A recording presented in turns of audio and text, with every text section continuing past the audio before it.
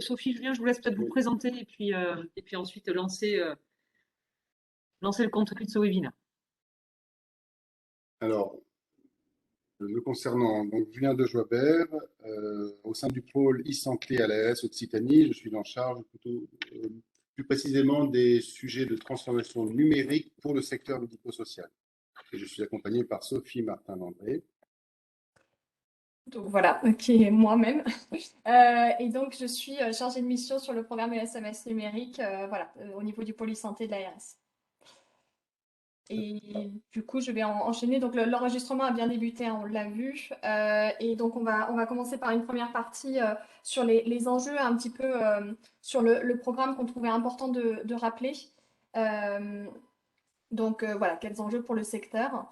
Le programme SMS numérique, en fait, s'inscrit, enfin voilà, dès Ma Santé 2022, en fait, il a été inscrit dans les actions de la feuille de route, qui est enfin, partie en effet des actions, et notamment l'action 21, qui était l'accompagnement au virage numérique du secteur social et médico-social via le programme SMS numérique. Donc, ce qui est intéressant sur cette diapositive, c'est voilà, les objectifs et les enjeux qui sont en cours derrière ce programme, qui est en premier lieu d'améliorer le parcours des usagers, également d'améliorer le pilotage des établissements et services, de fiabiliser et d'optimiser les pratiques professionnelles en étant, en étant un outil important sur les parcours et sur les pratiques professionnelles. On sait que ça induit un changement important. Franchir une nouvelle étape en matière d'équipement et d'infrastructure, parce qu'on sait que, évidemment, c'est des conditions indispensables pour la mise en œuvre du numérique.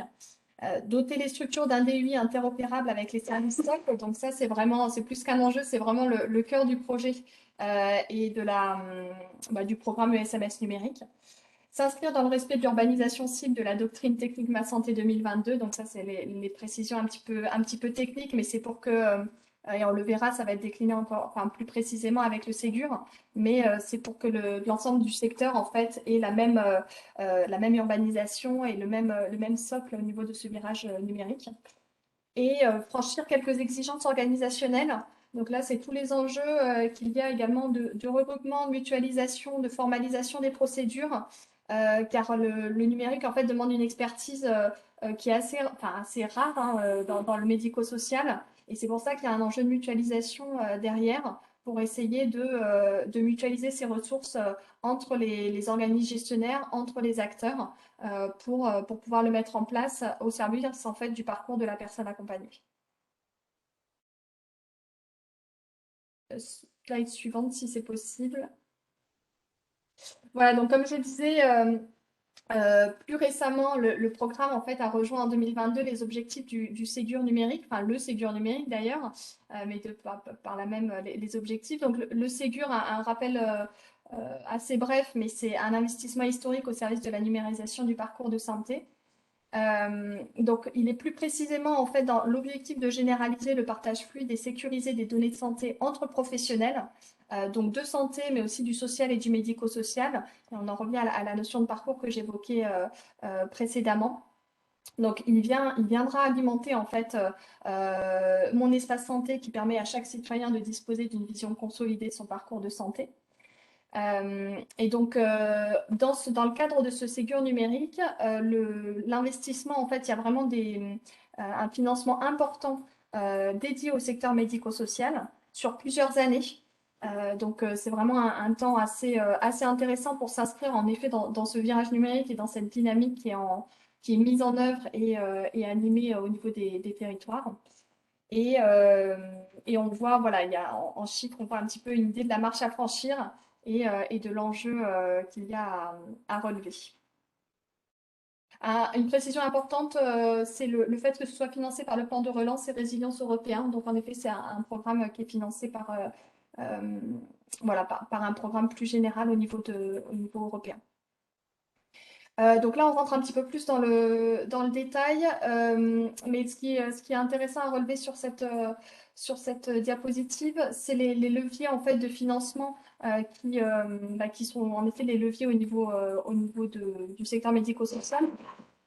Donc, il y en a deux qu'on va détailler un peu plus précisément dans le programme au niveau des ESMS. Donc, en effet, il y a SONS. Alors, ce sont les nouvelles mesures financières. Donc, ce sont des choses vraiment, des éléments assez complémentaires. Il y a d'une partie, mais je ne vais pas le détailler encore une fois, mais la partie SONS, en fait, qui est le financement des éditeurs directement pour une mise à niveau, en fait, des solutions logicielles dans le cadre du Ségur. Et le programme ESMS numérique, qui est plus sur la partie acquisition de logiciels DUI, et il y a un financement surtout sur la transformation et les usages. Donc ça, c'est deux leviers qui sont complémentaires, parce que c'est vrai que quand c'est un établissement acquiert un logiciel via le programme SMS numérique, il pourra ensuite, solliciter des financements SONS, enfin par le dispositif SONS, pour une montée de version au fur et à mesure des versions donc, du Ségur numérique. Mais on va le détailler un peu plus tard.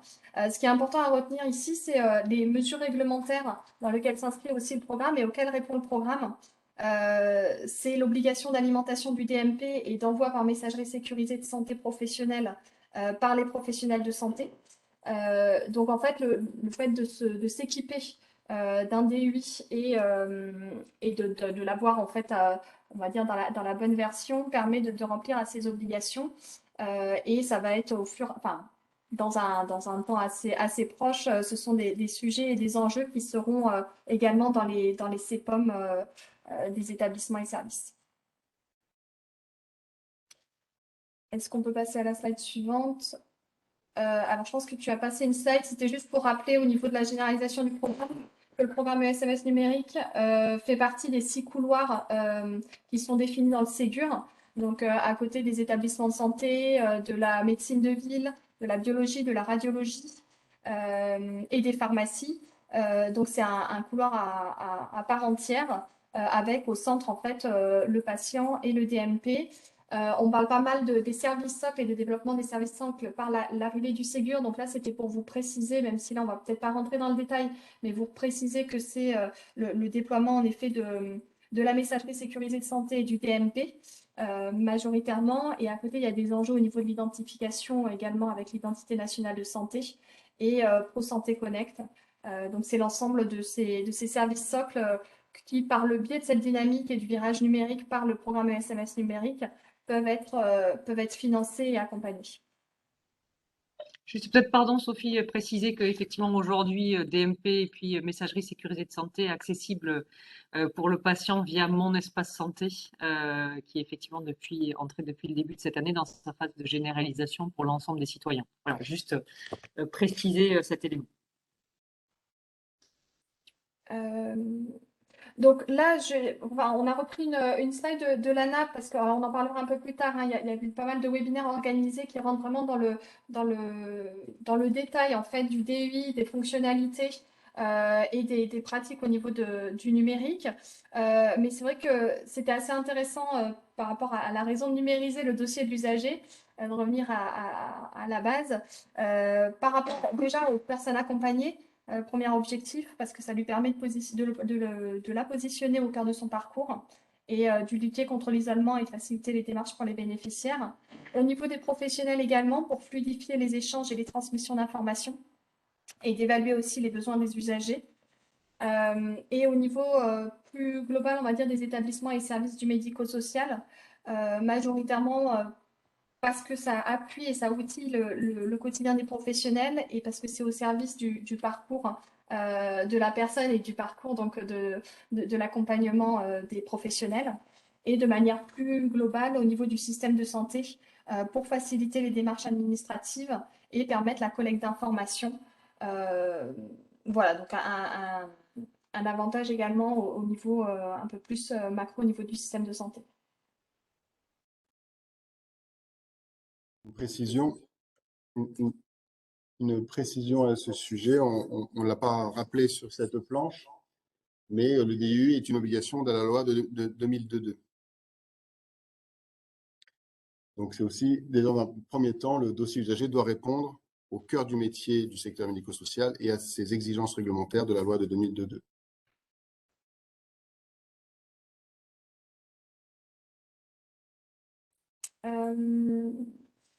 Au niveau de, oui, alors au niveau de la phase de généralisation, parce que comme vous le savez, il y a eu une phase d'amorçage en 2021 qui s'est traduit en région Occitanie, enfin dans toutes les régions, mais en région Occitanie par 2 appels à projets que vous avez peut-être vus.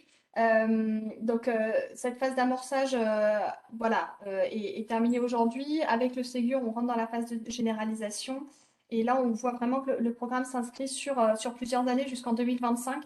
Donc c'est vrai qu'aujourd'hui, l'objectif du webinaire, c'est de vous présenter le programme, les enjeux. Il y a un appel à projet qui est en cours aujourd'hui, qui a débuté le 15 mars.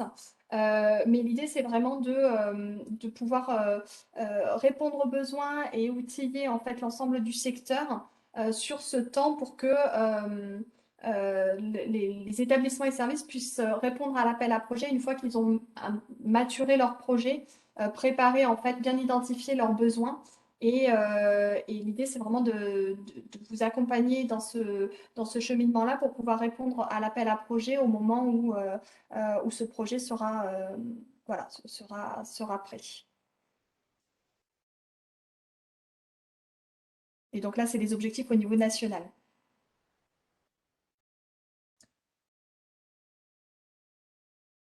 Et donc oui, je laisse du coup la main à Julien de Joibert pour vous présenter plus concrètement. Enfin, je ne sais pas si s'il y a quelques questions dans le chat, parce qu'on avait dit en effet qu'on prenait quelques questions éventuellement à chaque fin de partie.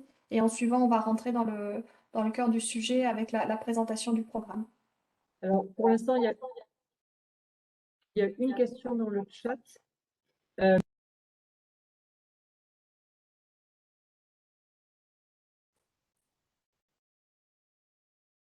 Alors, je ne t'entends pas. Je vais regarder. Oui, je disais qu'il y avait une question dans le chat pour l'instant, mais en fait, la réponse va être donnée juste dans la partie qui suit. Donc, si ça vous convient, on va poursuivre. Et puis, mais n'hésitez pas, hein, on est vraiment là pour répondre à toutes vos questions. Donc, l'idée, c'est voilà, que vous ayez un maximum d'informations pour à la fois comprendre ce programme et puis pouvoir ensuite, effectivement, candidater sur les différents appels à projets. Donc, vraiment, n'hésitez pas. Excusez-moi, je pose la question à l'oral parce que je pense que vous n'avez pas vu dans le chat. En fait, je lis mal à cette première approche les résonances du programme sur le secteur autre que sanitaire et notamment sur le secteur social qui concerne directement les CDEF. J'entends par là tout ce qui est observation, suivi de dossiers judiciaires, etc., etc. Je veux savoir ce qu'il en était un petit peu parce que c'est vrai que sur la question du DMP, bon, bah, c'est très clair. Après, c'est vrai que je ne vois pas très bien dans quelle mesure ce programme inscrirait tout le partage d'informations nécessaires sur la question sociale, notamment. Est-ce que vous m'entendez? Oui, mais avec un fort écho. On va couper un... Est-ce que c'est mieux?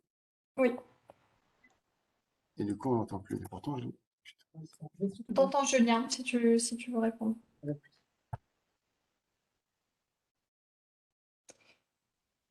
vous m'entendez? Oui.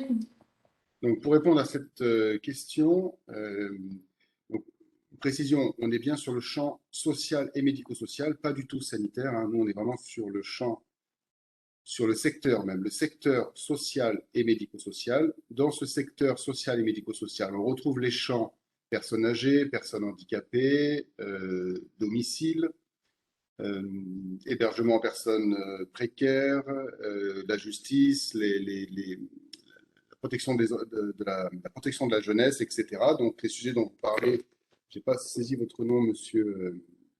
Je m'appelle Yann Boubou. Voilà, monsieur Yann. Excusez-moi, je n'ai pas votre nom. Mais pour répondre à votre question, c'est bien pour ça qu'on a démarré sur le fait que, avant tout, ce programme devait répondre aux exigences métiers de votre métier social ou médico-social. Et c'est bien l'objet du dossier usager informatisé. Que vous soyez sur des personnes âgées, des personnes handicapées, du domicile, du social pur, de la justice même, avant tout, le dossier usager doit répondre à votre nécessité, à vos exigences réglementaires de votre métier. Et ça, c'est l'éditeur qui doit d'abord vous fournir un logiciel qui répond à ces questions, à ces exigences réglementaires. Et ensuite, Là, effectivement, on va un peu plus loin avec le Ségur numérique qui impose une réglementation supplémentaire en termes d'interopérabilité. On parle d'interopérabilité, c'est en fait une interconnexion, une connexion sécurisée entre ce dossier usager et les services et référentiels socles, c'est-à-dire la messagerie sécurisée, le DMP, l'INS, qui est l'identité nationale du patient, enfin en tout cas L'identité nationale de santé. de santé de l'usager, et l'authentification sécurisée des professionnels de santé. Donc il faut bien voir les deux choses. C'est le cœur du métier auquel doit répondre le dossier usager, et ensuite les exigences d'échange de données de santé sécurisées par le biais des services SOC dont je viens de parler. Est-ce que c'est plus clair? En tout cas, Oui, oui, tout à fait. Oui, oui, je voulais juste avoir des précisions pour être sûr qu'on parlait bien des bonnes, qu'on avait bien les mêmes enjeux finalement. Voilà. C'est bien ça. Juste pour compléter, au niveau de la protection de l'enfance, en fait, alors au niveau national, il y a des task force, enfin j'ai jamais le mot en Des français. groupes de Le groupe de travail. travail. Voilà, des groupes de travail qui sont menés par justement secteur, parce que c'est vrai que la protection de l'enfance, mais comme d'autres secteurs, il y a la protection aussi des majeurs, où il y a des besoins spécifiques et des fois des questions d'interopérabilité par rapport au parcours et aussi aux différents acteurs selon la personne dont il s'agit.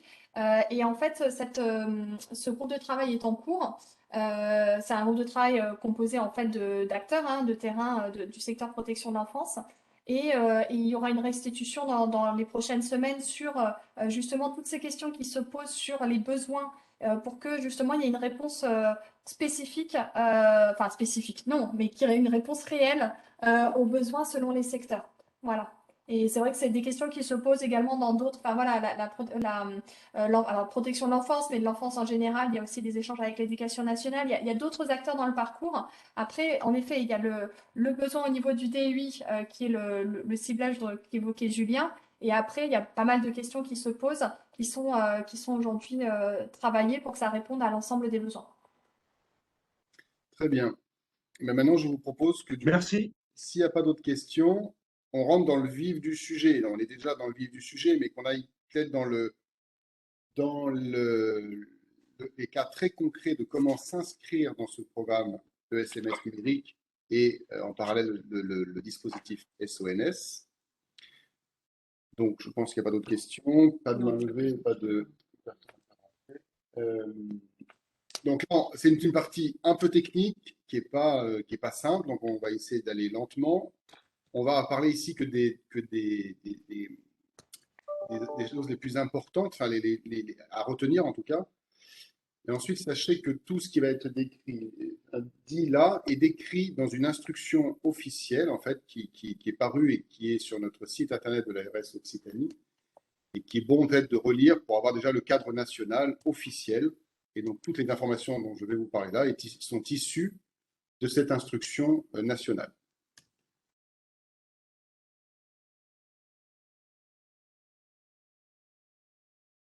Voilà. Donc, déjà, très concrètement, on va savoir de quoi on parle, à qui s'adresse ce programme et comment s'y inscrire. Donc, ce programme SMS numérique et le dispositif SONS, déjà, vous l'aurez compris, ou en tout cas, on essaye de vous donner cette information, que ce programme et ce dispositif poursuivent de façon complémentaire un objectif commun qui est d'accroître massivement des usages en matière d'échange et de partage de données de santé entre les professionnels et des usagers.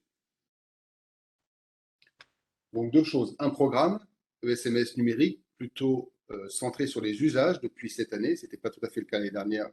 Cette année maintenant, les choses se clarifient entre un programme SMS numérique centré sur les usages, c'est-à-dire le développement de la prise en main de ces outils numériques, de ce logiciel de dossier usager informatisé et de messagerie et de DMP, au sein des structures. Ça, c'est bien le but du programme. Et ensuite, le dispositif SONS est plutôt un dispositif de financement de l'État directement auprès des éditeurs pour faire les montées de version. Juste une précision, c'est un financement direct aux éditeurs, mais au bénéfice de vos établissements. D'accord ? Ce n'est pas l'État qui finance l'éditeur dans l'absolu, c'est l'État qui finance un éditeur parce que vous avez signé un bon de commande avec lui pour on va dire, une montée de version sur votre solution. D'accord? C'est vraiment ça, hein. C'est pas, l'État ne finance pas dans l'absolu les éditeurs. Il finance les éditeurs pour le compte des établissements.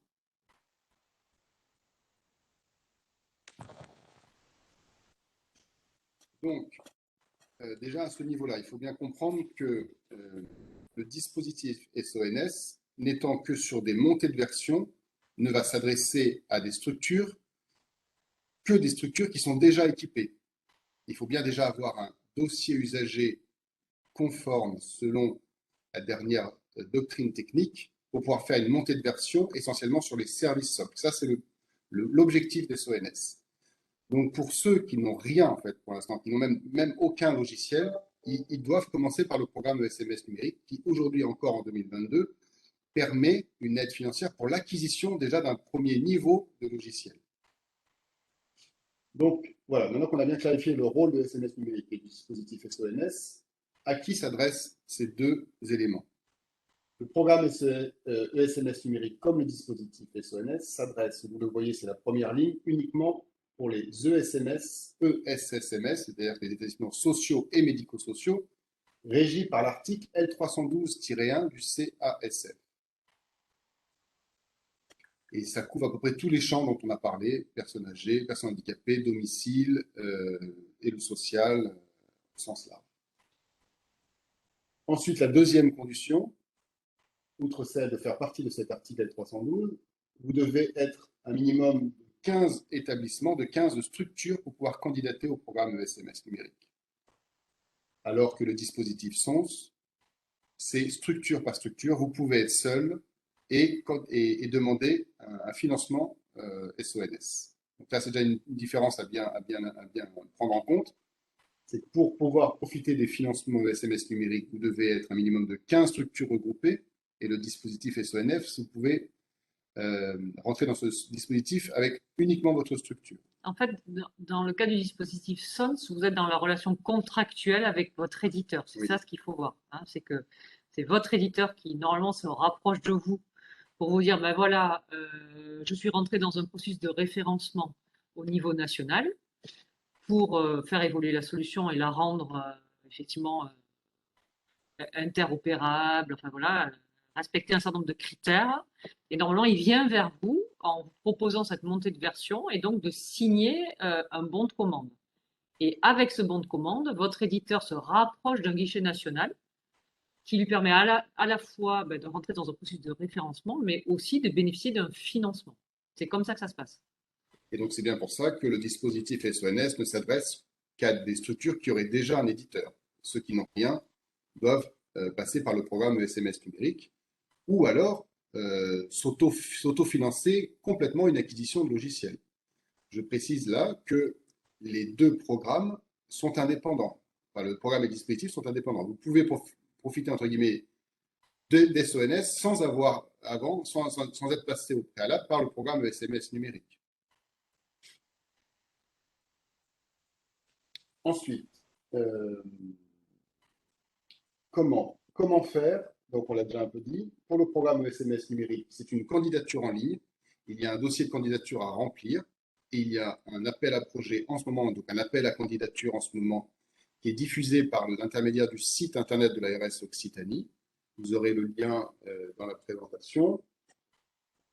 Vous remplissez ce dossier de candidature. Il y a des fenêtres prévues pour ça. On va en reparler. Et votre candidature sera étudiée. Ensuite, pourquoi donc candidater à ce programme? On l'a déjà bien dit, mais je vous le répète.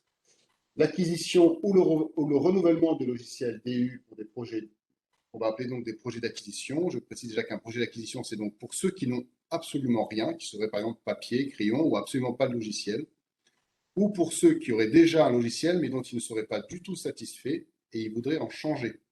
Ce qu'on appelle le renouvellement de DU. Donc, ces deux cas de figure revient pour nous à une acquisition de logiciels et te fera mettre en concurrence des éditeurs du marché. Ensuite, un accompagnement au changement des pratiques vers les nouveaux usages de services numériques. Ça, c'est aussi ce à quoi servent les enveloppes, les subventions du programme SMS numérique.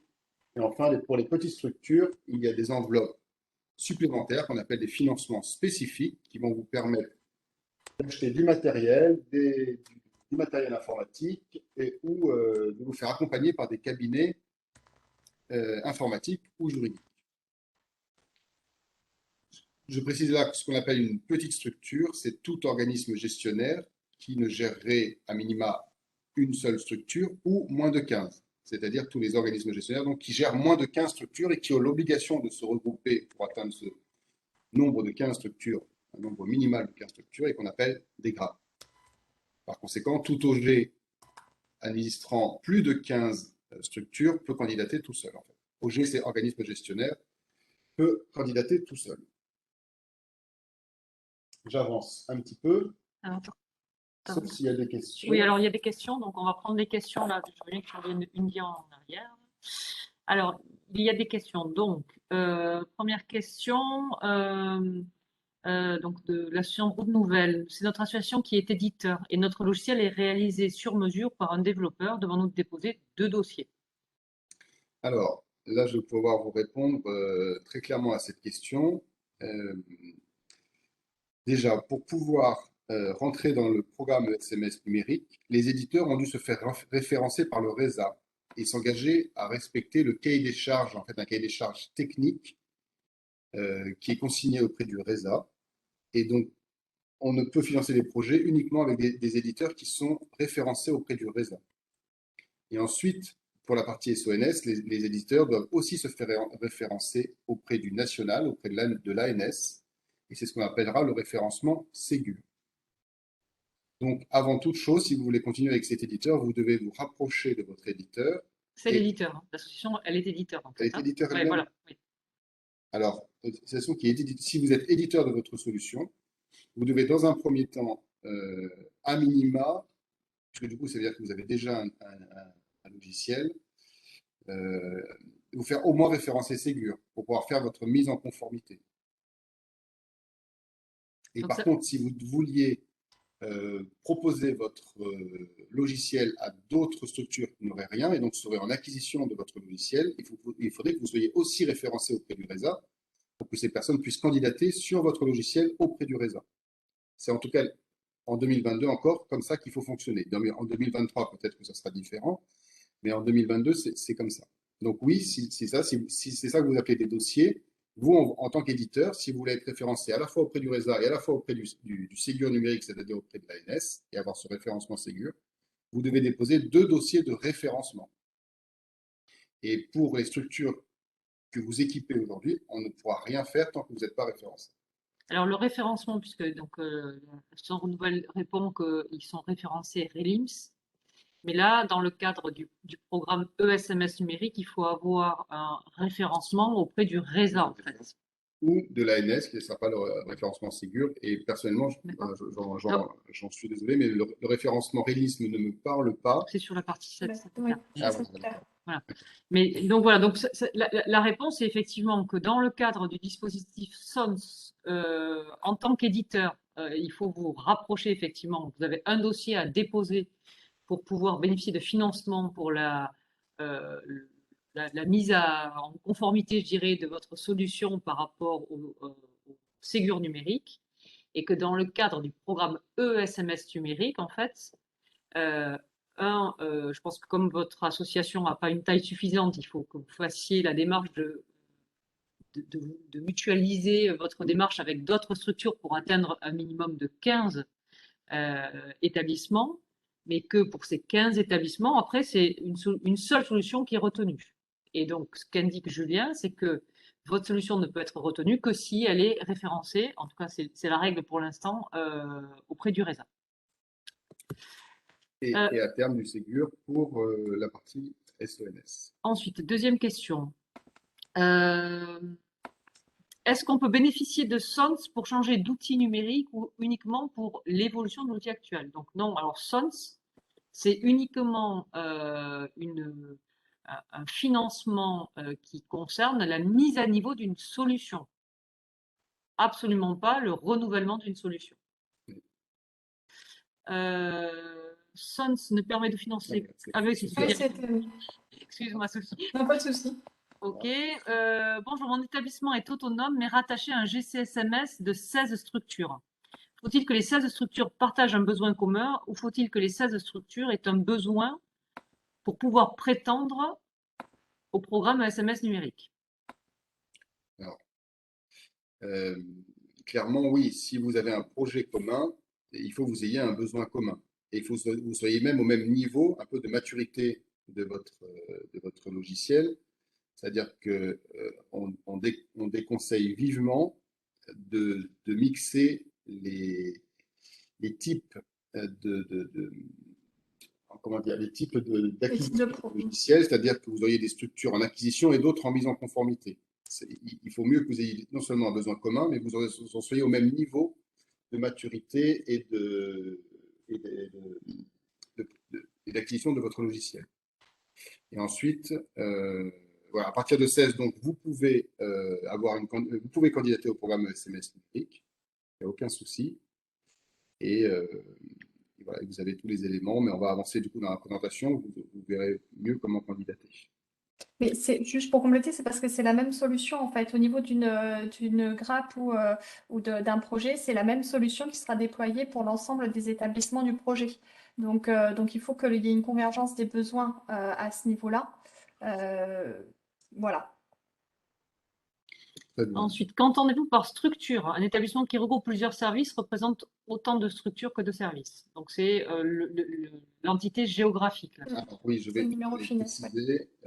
Quand je dis structure, pour moi, c'est en établissement, structure, on peut effectivement parler de service. Ça peut représenter 3 fois la même chose. Ce qui est important, en tout cas pour les programmes dont on parle, c'est que ça soit identifié par un finesse géographique. L'organisme gestionnaire va être identifié par un finesse juridique et on comptera, nous, un minimum de 15 finesses géographiques pour pouvoir prendre en considération votre candidature. Un éditeur référencé peut-il constituer pour nous la grappe de 15 SMS? Alors, en soi, il pourrait, mais nous le déconseillons, c'est-à-dire qu'il peut, lui, mettre en relation des établissements, mettre en relation et former quelque part une grappe de 15 ESMS. Oui, c'est un moyen de mise en relation, comme nous, on a mis en place un moyen de mise en relation auprès du grade Occitanie dont on parlera tout à l'heure, parce que tous les moyens sont bons pour mettre en relation les établissements et atteindre ce niveau de 15 établissements au sein d'une grappe. Par contre, très honnêtement, soyez le plus indépendant possible par rapport à un éditeur et qu'il faut que les structures puissent faire leurs choix, exprimer leurs besoins, et pour cela, l'indépendance auprès de l'éditeur est, selon nous, nécessaire.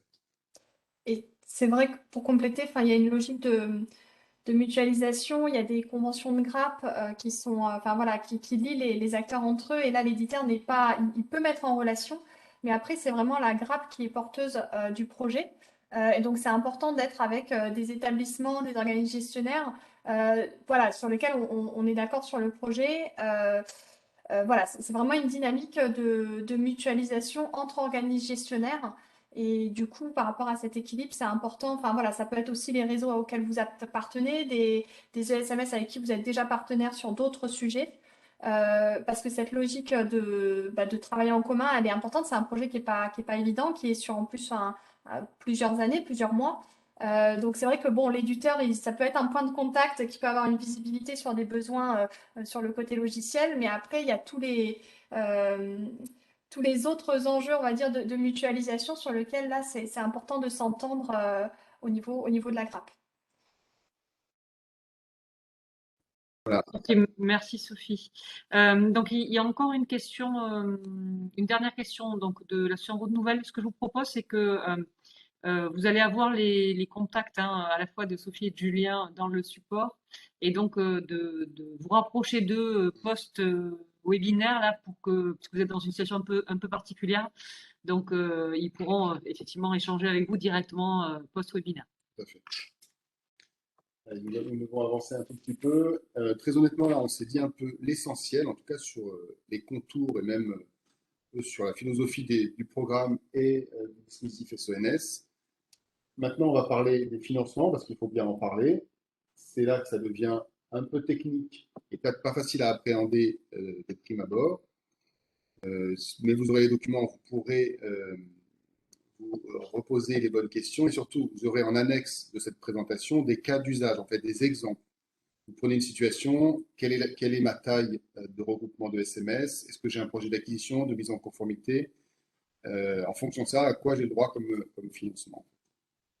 Donc là, je vais essayer de vous présenter cette planche qui a le mérite d'être très synthétique et de vous regrouper tous les financements possibles en 2022. Alors après, elle n'est pas facile à lire, mais au moins, ça résume tout ce qui vous est par contre expliqué noir sur blanc dans l'instruction, encore une fois. Vous pouvez aussi vous rapporter à l'instruction. Donc ce tableau, en fait, se lit de gauche à droite. Vous voyez bien que la première option est de savoir sur quel type de projet vous vous positionnez. Est-ce que c'est un projet d'acquisition ou un projet de montée de version? C'est pour ça que les projets mixtes entre acquisition et mise en conformité, ou entre acquisition et montée de version, il faut vraiment autant faire se peut à proscrire. Après, on peut les envisager au cas par cas, et dans ces cas-là, rapprochez-vous de nous. Et très honnêtement, c'est compliqué, donc mieux vaut les éviter. Donc une fois que vous savez que vous êtes dans un projet d'acquisition ou de montée de version, vous savez que sur la première ligne, la ligne des acquisitions, en fonction de votre regroupement, c'est-à-dire que vous devez, comme on l'a dit, être un minimum de 15 établissements et aller dans le premier cas jusqu'à 49 établissements, moins de 50. Dans ce cas-là, vous pourrez prétendre à 7 000 € par établissement pour le.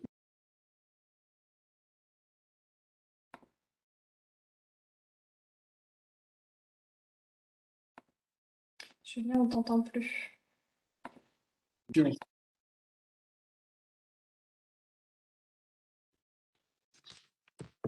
Pour l'acquisition du logiciel, donc il y a une nuance en fonction de savoir si votre éditeur sera référencé ou non, mais pour l'instant, ne vous préoccupez pas de ça. Vous savez que vous avez donc une aide pour l'achat du logiciel. Ensuite, si vous êtes dans le cas des gros regroupements, c'est-à-dire des organismes gestionnaires de plus de 50 établissements, là, vous êtes presque au niveau national. Vous pouvez aussi faire une candidature nationale. Il y aura un appel à projet national. Pour l'instant, on ne va pas en reparler ici, mais sachez que les enveloppes financières sont celles qui sont affichées. Et par contre, bien sûr, vous n'avez pas de financement sur le dispositif SONS, parce que en fait, il va être intégré, dans le cas où vous êtes sur un éditeur référencé Ségur, l'acquisition va intégrer déjà la mise à niveau SONS. Par contre, si vous êtes sur un éditeur non référencé Ségur, c'est l'enveloppe à 12 000 €, vous ferez dans un second temps une mise à niveau SONS, en fait, avec un autre financement. Donc voilà, ça c'est pour la partie acquisition.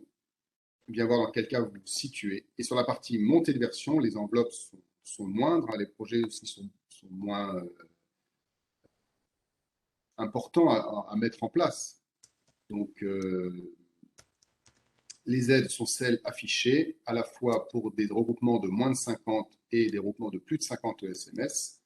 Et le barème moyen de ce qu'un éditeur pourra avoir pour comme rémunération de la montée de version de votre logiciel, c'est 2 413 €. C'est un barème moyen. Vous aurez en annexe de cette présentation les barèmes bien précis que le national propose auprès des auditeurs pour faire ces montées de version. Et tout en bas, la dernière ligne, c'est les fameux financements spécifiques dont j'ai parlé un petit peu tout à l'heure, qui ne s'adressent uniquement aux petits organismes gestionnaires ou aux mono-établissements, c'est-à-dire tous ceux qui administrent moins de 15 établissements. Ceux-là peuvent avoir droit, en fonction de la vétusté de leur parc informatique ou de leurs besoins en accompagnement juridique ou informatique, ils peuvent avoir le droit à 20 000 €, jusqu'à 20 000 € par établissement pour l'équipement informatique, 15 000 € par projet, là je précise bien par projet, autant toutes les enveloppes dont je vous ai parlé jusqu'à maintenant étaient bien par établissement du projet, les deux dernières sont par projet, donc 15 000 € par projet uniquement pour un accompagnement juridique pour passer le marché auprès du marché public, en fait, qui est pour l'instant nécessaire pour les acquisitions. Donc, ces 15 000 € sont uniquement pour les projets d'acquisition. Et enfin, l'accompagnement informatique, l'AMOA projet, qui est de 100 000 € par projet. Par porteur ou par projet, c'est pareil, puisque Nous, ce qu'on appelle un porteur de projet, c'est celui qui va venir porter le projet pour toute sa grappe ou pour tout un organisme gestionnaire et qui sera notre unique interlocuteur avec l'ARS. Voilà, s'il y a quelques questions, parce que c'est vrai que c'est pas simple, on le reconnaît, mais avec les cas d'usage en annexe de cette présentation, je pense que ça sera plus simple aussi de vous approprier ces enveloppes sur lesquelles en fait vous allez vous baser pour faire votre budget prévisionnel et candidater au programme, puisque nous avons besoin, dans votre dossier de candidature, vous devez nous joindre un budget prévisionnel. Donc, il y a une part qui peut être financée par ces enveloppes et une part qui sera de l'autofinancement. Ça vous permet aussi de voir déjà si vous êtes en mesure d'assumer financièrement un projet comme celui-ci. Excusez-moi, je voudrais vous poser une question. Allez-y. Par contre, je veux bien que vous vous présentiez. Oui, je suis du service tarification du conseil départemental Tarn-et-Garonne. Très bien. Sur le dernier point, financement spécifique aux petits, quand en fait il y a moins de 15 établissements. Donc c'est une exception à la constitution de grappe, c'est-à-dire que par exemple un EHPAD public autonome, pourrait bénéficier de ces financements. Ça veut dire ça en fait? Oui, tout à fait. Non, c'est pas une exception à la grappe. Non, c'est pas une exception à la grappe. C'est en complément, en fait. Quand il y a l'effort de mutualisation, quand il y a dans la grappe des OG qui ont moins de 15 ESMS, mais qui ont dû se constituer, en effet, en grappe pour pouvoir s'inscrire dans le programme, il y a cet appui supplémentaire parce que, du coup, c'est des plus petits organismes gestionnaires qui a cet effort de mutualisation. Donc, en fait, la condition, elle reste la même. Il faut être 15 ESMS. Par contre, voilà, dans la grappe, quand il y a des petits OG, ils peuvent émarger sur ces financements spécifiques. D'accord, Voilà. donc en fait, c'est un sous-ensemble qui serait de moins de 15 établissements, d'accord. C'est ça.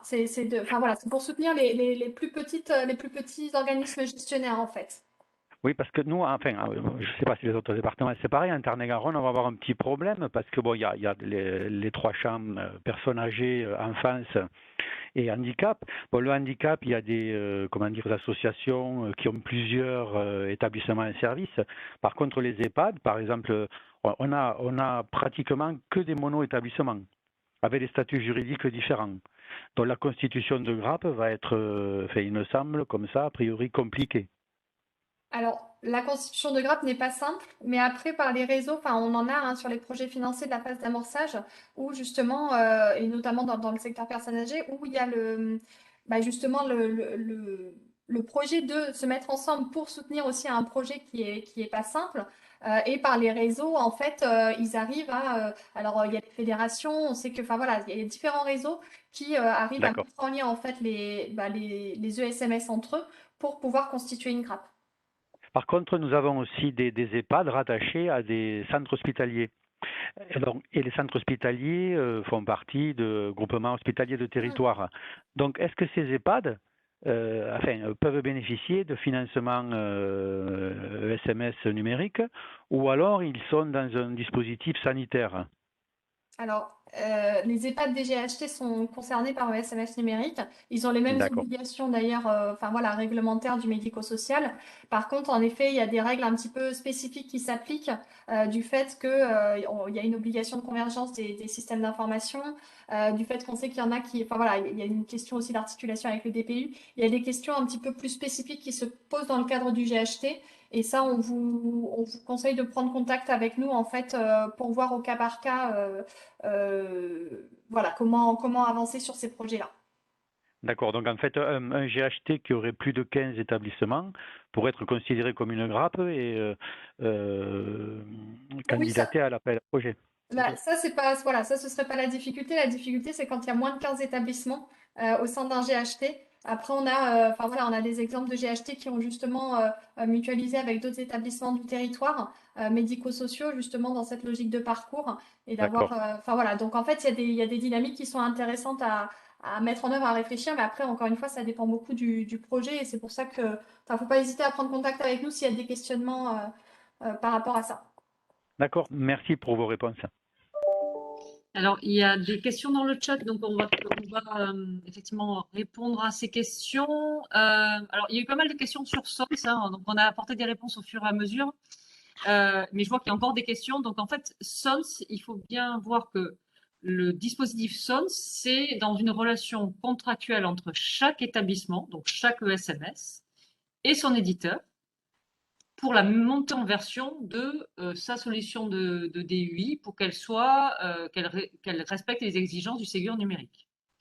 Donc, c'est bien votre éditeur qui va se rapprocher de vous, vous le sollicitez, et pour chaque structure, il va vous faire signer un bon de commande, et c'est sur la base de ce bon de commande qu'il va se rapprocher du national.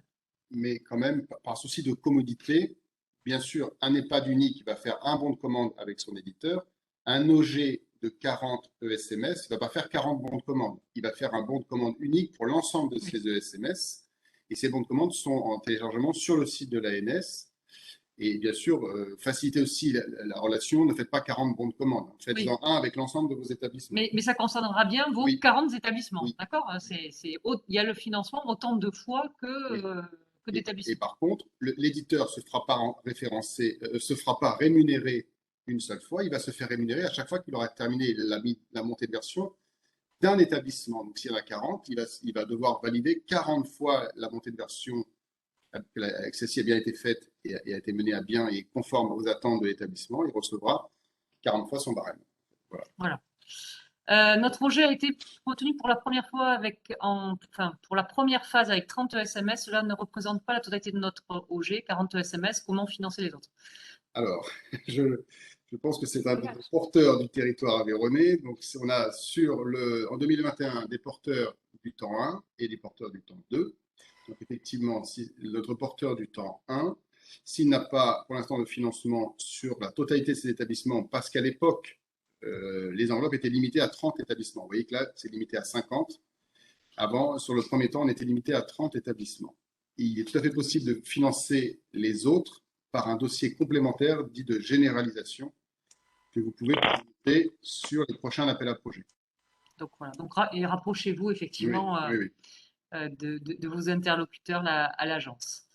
Donc effectivement, si vous êtes moins de 15 structures, il faut que vous alliez effectivement, pour former une grappe, aller essayer de chercher d'autres structures qui vous permettent d'atteindre la taille de 15 minimale à la possibilité de vous inscrire dans ce programme de financement. Une asso avec 3 établissements avec déjà un DUI peut aussi émarger sur une aide sur les équipements et un accompagnement, point d'interrogation. Donc en fait, le point d'entrée, c'est bien le minimum de 15 établissements. D'accord? Après, si vous avez déjà un DUI, eh bien, vous émargerez sur la partie montée de version. Et dans ce cadre-là, vous pourrez bénéficier des financements liés à la montée de version. Mais il faut bien que vous soyez 15 établissements. Et donc, si vous êtes une asso avec uniquement 3 établissements, il faut que vous alliez chercher d'autres établissements ou structures pour former la grappe. Ensuite, usage égal adaptation du logiciel aux usages spécifiques de la structure, point d'interrogation, donc coupure du son de l'intervenant. Alors, je réponds. Ce qu'on appelle les usages, c'est vraiment en fait ce qu'on peut aussi appeler la conduite du changement au sein de vos établissements. C'est-à-dire que ce n'est pas le tout d'installer un logiciel, il faut que les professionnels s'en servent et s'en servent le mieux possible. Donc c'est ça, développer les usages, c'est de faire en sorte que vos professionnels se servent du logiciel au quotidien et avec tous les services, c'est-à-dire à la fois pour leur cœur de métier et le cœur de leur travail au sein du projet personnalisé d'accompagnement, par exemple, mais aussi les échanges par la messagerie, le fait de pousser des documents dans le dossier médical partagé, etc. etc. Et ça, c'est l'objectif du programme SMS numérique, c'est de faire monter ces usages, parce que ça serait dommage de mettre autant d'argent pour installer des logiciels qui finalement ne serviraient pas. Donc nous, on s'assure, d'ailleurs, on va le voir, il y a une partie du financement qui est liée à ces usages, et il faut bien que les logiciels soient utilisés pour aller au bout du projet et avoir la totalité des financements. Oui, alors effectivement, Sophie a raison, il faut qu'on avance, il est 10h05, et donc il faut qu'on avance puisqu'il nous reste une demi-heure avec plusieurs encore interventions. Donc, alors si on a le temps en fin de réunion, là, on prendra les dernières questions et de toute façon, on va vous répondre. On avait le projet également, parce qu'on voit que les webinaires suscitent beaucoup de questions, mais c'est vraiment le but. On fera peut-être des sessions de questions-réponses, parce que là, c'est beaucoup d'informations. laisser le temps du coup de prendre connaissance de l'ensemble des documents. Et en mai, on va sûrement organiser des sessions de questions-réponses où là, ce sera uniquement justement pour répondre à toutes les questions qui se posent. Très bien. Sur cette planche, c'est pour vous donner un peu une idée du temps que peut prendre un projet tel que nous parlons depuis le début de ce webinaire. Un petit peu de la première étape, qui est d'identifier les partenaires avec lesquels vous pourriez coopérer, surtout pour ceux qui ont besoin de faire des grappes, en fait. Les OG, les gros organismes gestionnaires ont moins cette problématique-là parce qu'ils sont déjà plus de 15. Mais il y a déjà effectivement une première étape. Si vous vous dites, j'ai envie de rentrer dans ce programme, il faut que je trouve des partenaires pour atteindre ce nombre de 15 établissements. Ben voilà, c'est cette première étape. Ensuite, il y a toutes les autres étapes qui sont listées sur cette planche. On voit qu'il peut s'écouler entre 6 à 18 mois déjà pour arriver jusqu'à la validation de votre projet et la signature avec l'ARS de la convention qui va nous lier et qui va vous garantir l'attribution des enveloppes financières dont on a parlé. Et ensuite, on voit qu'il y a à nouveau 6 à 18 mois, en fonction de la taille des projets, que ce soit une acquisition, une montée de version, pour arriver jusqu'à les fameuses cibles, l'atteinte des cibles d'usage, où nous, on va constater que les logiciels sont bien installés et en plus, ils servent sur les structures. Et là, vous touchez du coup, à ce moment-là, les derniers 50% des aides qu'on vous a accordées. Donc, vous avez bien 50% à la signature de la convention, ce qui est le début de votre projet, et 50% à la fin, une fois qu'il y a la constatation des usages. Et donc, vous voyez que finalement, du début à la fin d'un projet, il faut bien compter entre un an et demi, voire 3 ans.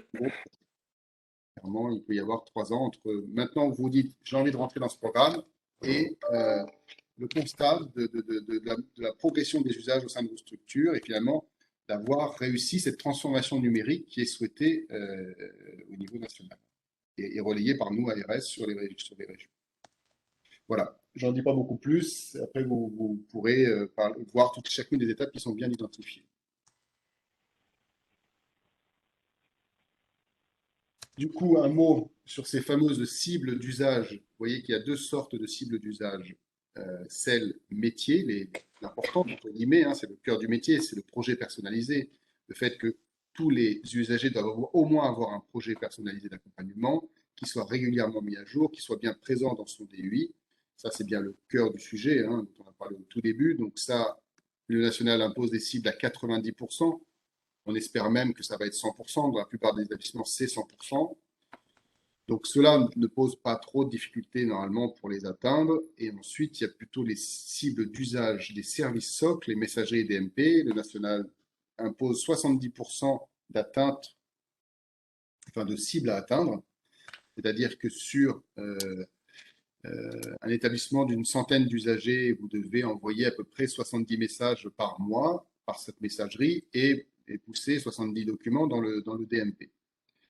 Donc, ça peut paraître difficile pour le coup à atteindre parce qu'on peut aussi se dire entre un établissement fortement médicalisé et peu médicalisé, il peut y avoir des différences. Ce n'est pas la même facilité à atteindre ces cibles. Donc, le but n'est pas d'en parler là. Il faut que vous ayez ça en tête. C'est bien ce qu'il faut viser.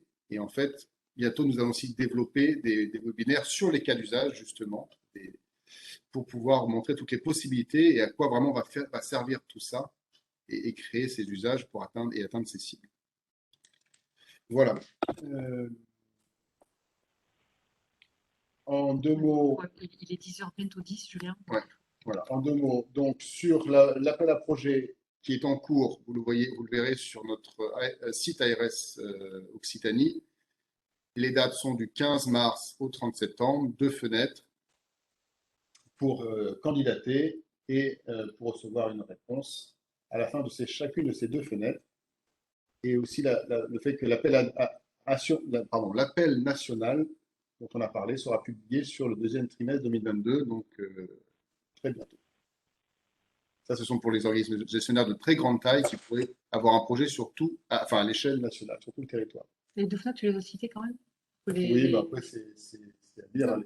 C'est une fenêtre pour les projets d'acquisition et une fenêtre pour les montées de version et aussi pour le secteur social, parce qu'en fait, ils dépendent, c'est aussi le temps, c'est le temps qu'il faut laisser aux éditeurs de se faire référencer au niveau national. C'est pour ça qu'il y a ces deux fenêtres.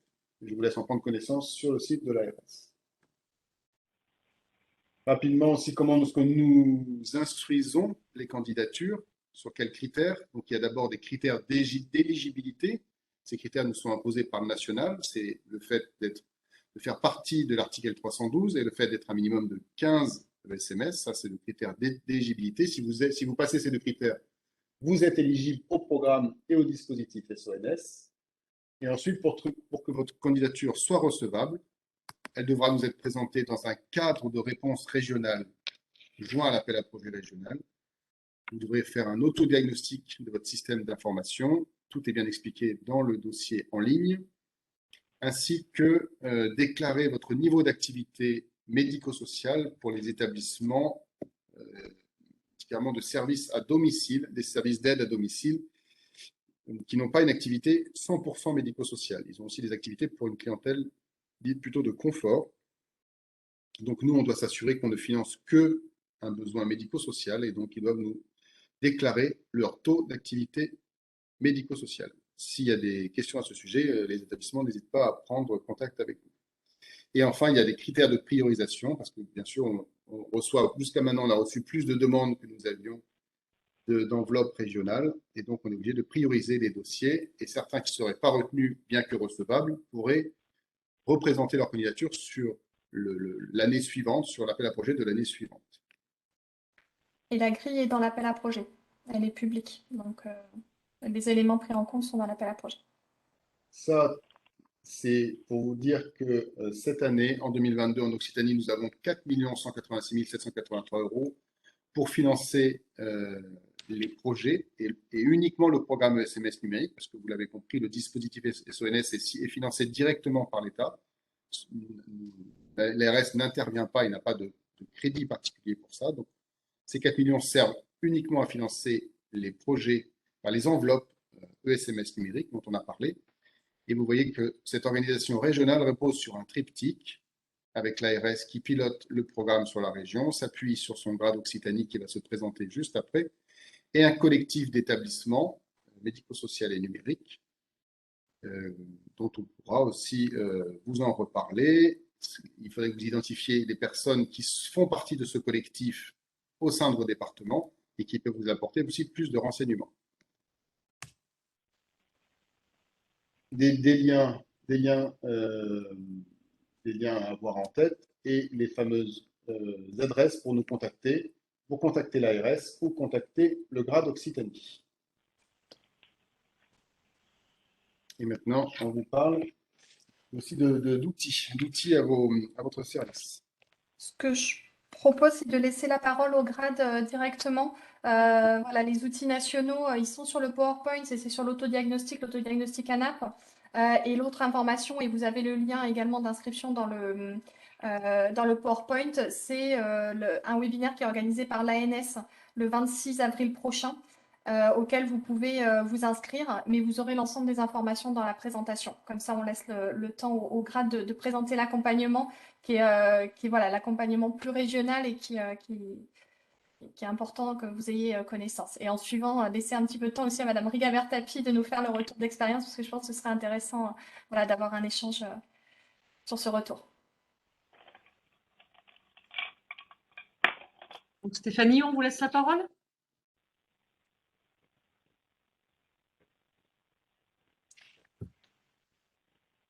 Ah, alors... Stéphanie, on ne vous entend pas.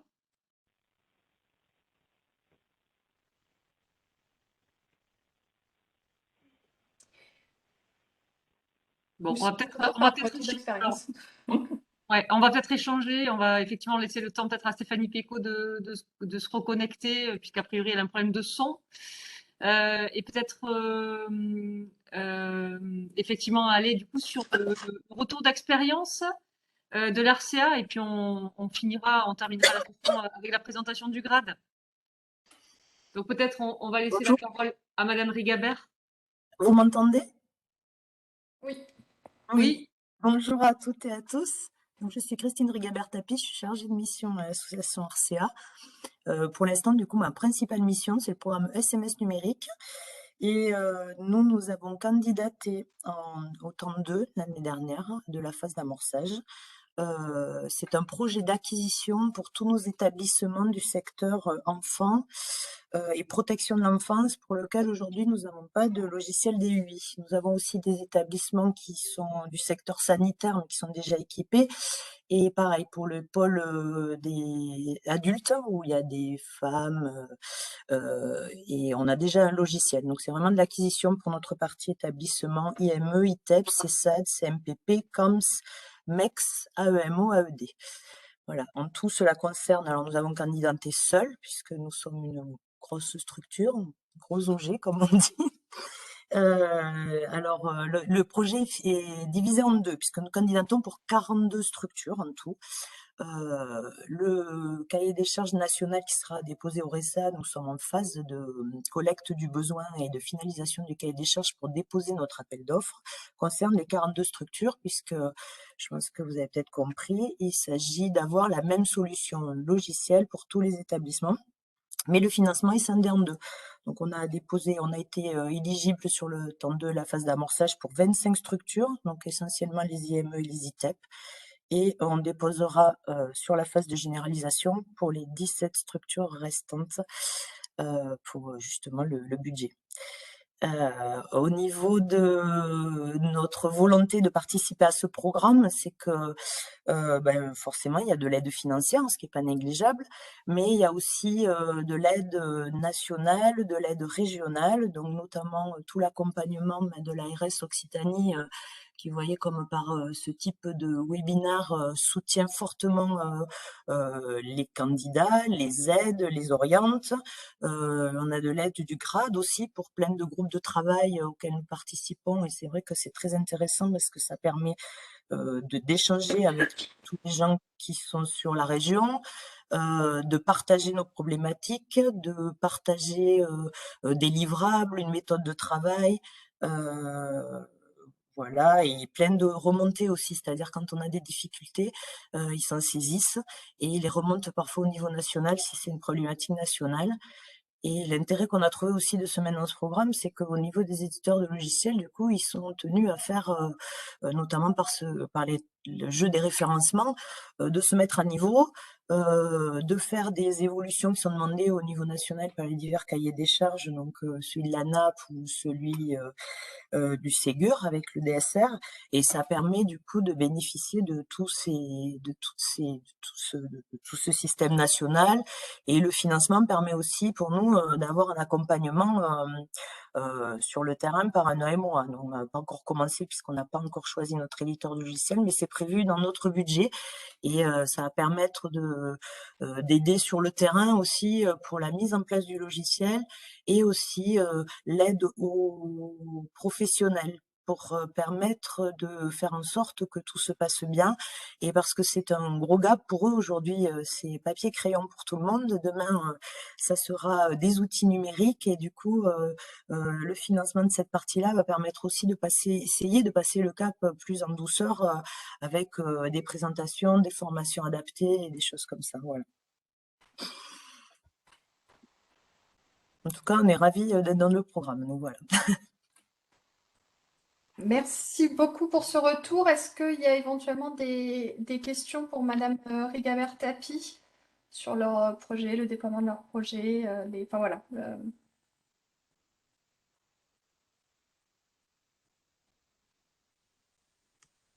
Oui, bonjour, Oui. Madame Rigabert-Tapie, donc Mboubou, CDER 82. Non, je m'interrogeais sur la manière dont vous envisagiez la transition entre le papier, le crayon et le numérique, parce que d'expérience pour avoir vécu par ailleurs cette transition-là, je sais que c'est extrêmement compliqué, donc j'aurais voulu juste avoir un petit peu votre retour d'expérience par rapport à ça. En fait, aujourd'hui, c'est déjà en impliquant les gens au niveau du recueil du besoin, de leur présenter en amont les bénéfices qu'il pourrait y avoir pour leur quotidien en termes de, hormis le fait d'être acculturé plus facilement au numérique, tous les gains, en accent plus sur les gains qu'ils pourraient avoir, de leur faire des présentations, de les faire participer aux besoins, en leur disant voilà, aujourd'hui vous travaillez comme ça, demain comment vous envisagez ça et de quoi vous auriez besoin pour faire en sorte qu'il y ait une appétence pour le projet déjà au départ.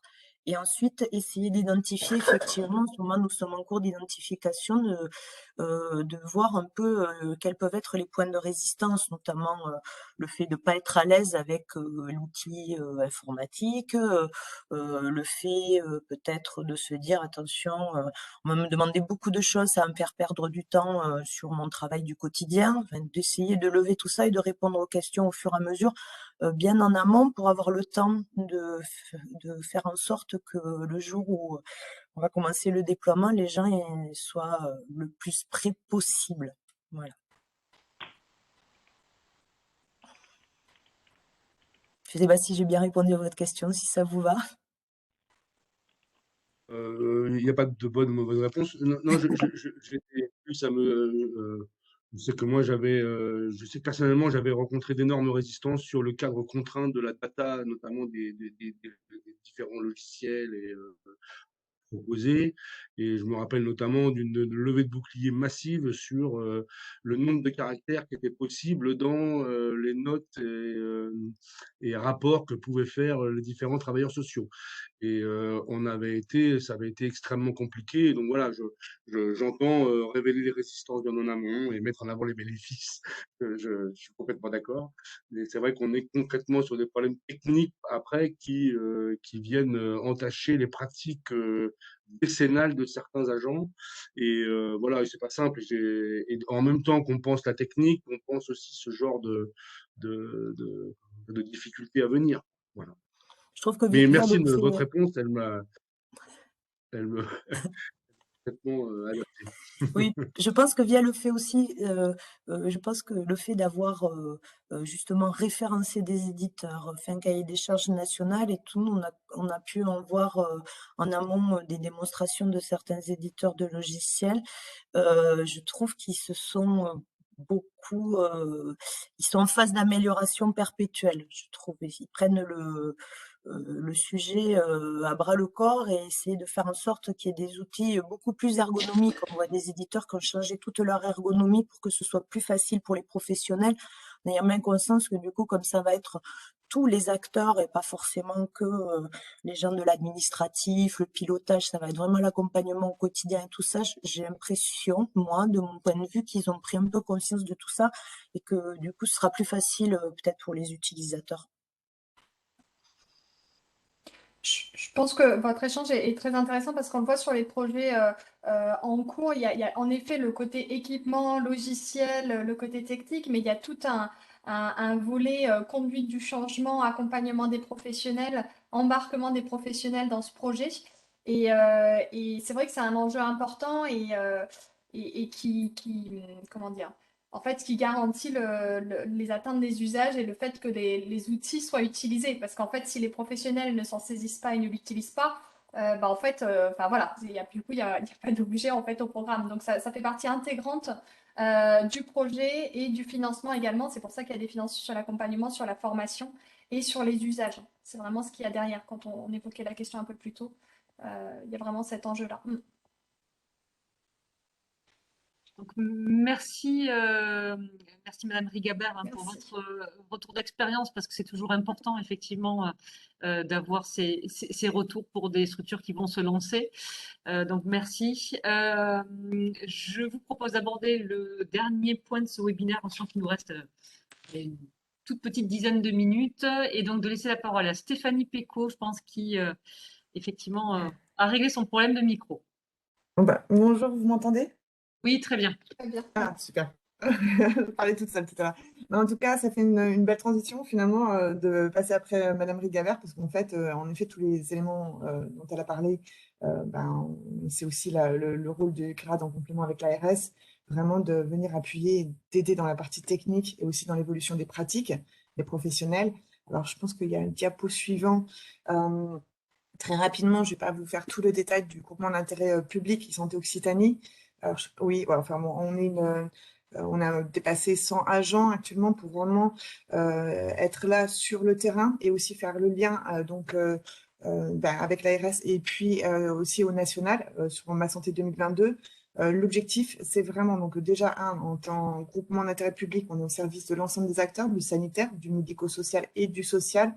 On est vraiment là pour faire en sorte que les outils numériques, ce n'est pas une fin en soi, c'est vraiment l'idée, c'est de faire évoluer les pratiques pour une meilleure prise en charge des patients et des usagers. Pour ça, en fait, on est une équipe, on a 3 grandes parties. On a des équipes qui sont sur le terrain, donc je reviendrai plus en détail avec les animateurs territoriaux, qui sont vraiment là pour accompagner dans la conduite du changement dont on a parlé, d'aider dans les éventuels blocages qu'il peut y avoir dans la prise en main des outils numériques, et puis faire remonter aussi d'autres problématiques qui peuvent être liées aussi au niveau technique dont on a parlé. Il y a aussi une équipe qui est plus du coup experte sur certains sujets, parce qu'il y a beaucoup d'outils numériques actuellement qui sont déployés. Donc aussi, on a besoin de cette expertise-là sur lesquelles on s'appuie. Donc on a une chef de projet, notamment le SMS numérique, qui travaille étroitement avec l'équipe de l'ARS. Et puis aussi, on a une équipe avec un profil plus technique sur les SI en santé et qui va faire le lien avec les éditeurs et qui va aussi travailler donc pour l'évolution des solutions plus proches des besoins des professionnels, mais aussi pour être sûr en fait, qu'on s'inscrit bien dans un cadre urbanisé, c'est-à-dire qui permettra une interconnexion à terme de tous les outils. Et pour encore une fois, l'objectif est vraiment de faciliter le quotidien des professionnels de santé. On est dans une transition, il y a des choses qui évoluent, qui se mettent en place, mais le diapo suivant, donc c'est plus spécifique sur le SMS numérique. Il ne s'affiche pas encore, je crois. Pas d'affichage toujours. Je ne sais pas si vous Il y a un l'avez. petit problème Moi, de je l'ai de mon connexion. côté. Bon, Moi, après, je je vais avancer du coup très rapidement, parce qu'on n'a plus beaucoup de temps. Pour le diapo suivant, en fait, donc, ce petit point de rappel, donc, des éléments que vous pourrez trouver sur... On ne vous entend plus, Je pense qu'il y a un Stéphanie. problème, oui, je pense qu'il y a un problème de connexion. Vous n'avez plus? Stéphanie? Non, on ne vous entendait plus. Oui. C'est bon, c'est revenu. Ah, voilà. Alors, je suis dans la verrue, en fait, je suis dans un endroit. Donc, j'ai un Coupez petit votre problème de caméra. connexion. Coupez votre caméra, peut-être. Non. Déjà, ça va peut-être améliorer un petit peu. Mais... Comme ça, c'est mieux? Alors, on va tester. Allez-y.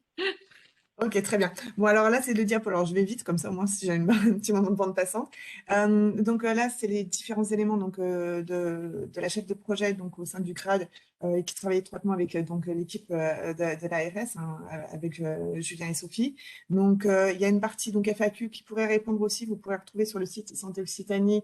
Donc, c'est une FAQ qui est constituée, co-alimentée, non, c'est sur l'ARS, je crois, co-alimentée avec l'ARS hein, pour répondre donc, aux questions que vous posez déjà. Et puis après, vous retrouvez certaines réponses. Vous avez aussi un espace documentaire, un peu un accompagnement pas à pas pour voir comment se constitue donc, la réponse à l'appel au projet.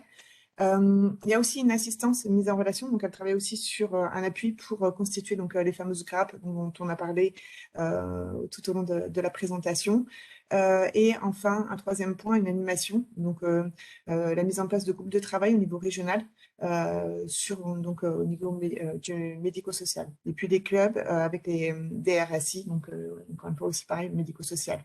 Vous trouvez en bas, en fait, il y a son adresse, donc sms.numérique@isanté-occitanie.fr. Et encore une fois, sur la question aussi des mises en relation pour la constitution de grappes, elle peut aussi vous appuyer. Je passe très vite au diapo suivant. Donc, sur le diapo suivant, vous avez la carte. Excusez-moi, Stéphanie. Oui. Juste une précision sur Bien ce sûr. DRSI. C'est vraiment. Alors, il y a aussi d'autres groupes de travail, hein, et vous pourrez prendre connaissance de ces groupes de travail sur le site internet du GRAD, avec des thématiques dont celui de la conduite du changement, qui sont très intéressants. Mais par contre, j'encourage vraiment tous les gros organismes gestionnaires qui auraient des directeurs de services informatiques, des responsables de services informatiques, même des techniciens de services informatiques, de rejoindre ce club des DRSI, pour pouvoir se parler entre personnes aussi techniques et avancer sur cette transformation numérique entre pairs, entre guillemets. Donc voilà, c'est vraiment un club qui prend de l'importance sur la région et dont on est très content. Et Mais en effet, en fait, non, non, allez-y, allez-y. par rapport à ce que dit Julie, en effet, en fait, il y a l'aspect, donc, enfin, le suivi, l'accompagnement, et enfin, je pense que, enfin, encore une fois, Sophie et Julien l'ont bien souligné, mais c'est l'idée aussi de vous faciliter la mutualisation aussi. C'est l'idée, c'est de vous mettre en relation et pour vraiment développer des dynamiques. Et en fait, c'est vraiment un point sur lequel aussi on agit à tous les niveaux pour aller dans ce sens-là. C'est vraiment un enjeu aussi hein, pour optimiser, enfin, les outils numériques et puis les pratiques pour, au bout du bout, les usagers. Là, en fait, ah pardon, Et vas-y, non, juste Sophie. une dernière précision, désolée, je sais qu'on est très short au niveau time, mais au niveau temps, juste pour préciser que les groupes de travail, en fait, les thématiques sont définies par les ESMS, par les remontées des besoins, dans le cadre du collectif, donc qui est composé de SMS du territoire, hein, qui a une représentation territoriale. Et donc les groupes de travail, alors aujourd'hui, il y en a 3 qui sont en cours, donc en effet un pas à pas candidaté à l'appel à projet, acculturation au numérique des professionnels et publics accueillis, et transition numérique au niveau managérial. Ces groupes de travail, ils font écho, enfin, ils sont en réponse aux besoins qui ont été remontés par les ESMS. Et les groupes de travail sont constitués justement des ESMS qui sont dans la dynamique et qui ont voulu s'inscrire dans ces groupes de travail. Donc, c'est pour vous dire que tout ça, c'est ouvert en fait vraiment à l'ensemble des acteurs. Et voilà, n'hésitez pas à nous faire remonter vos besoins ou à prendre contact avec le collectif et à prendre contact évidemment avec le grade sur l'animation de l'ensemble de ces groupes de travail. Voilà, c'était juste pour préciser ça. Super. Merci beaucoup, Sophie. Pour ce diapo, donc encore une fois, j'avance un petit peu vite, mais vous avez sur les territoires, je pense que certains d'entre vous sont déjà en contact avec les animateurs territoriaux. Donc en fait, c'est vraiment toute une équipe qui est là pour vous accompagner. Vous verrez que sur plusieurs territoires, en fait, on a aussi des animateurs qui sont arrivés donc fin d'année dernière et début de cette année pour vraiment accompagner sur le sujet de mon espace santé, du DMP, de la messagerie sécurisée de santé, puisqu'il y a la question du DUI, mais aussi l'accompagnement donc sur ces services socles.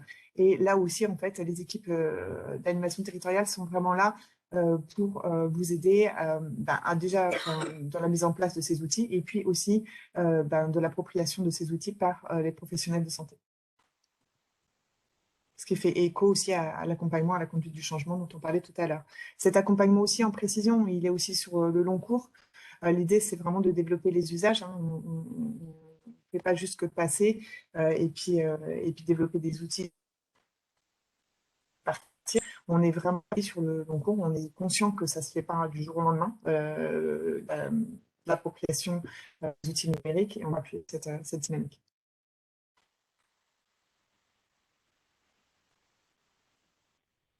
Ensuite, le on va devoir passer un peu rapidement sur les diapo, contacts. ce qui est important aussi à retenir. Pardon, excusez-moi Stéphanie. Si. Stéphanie, vous nous entendez? Je vous entends, j'entendais un peu en saccadé.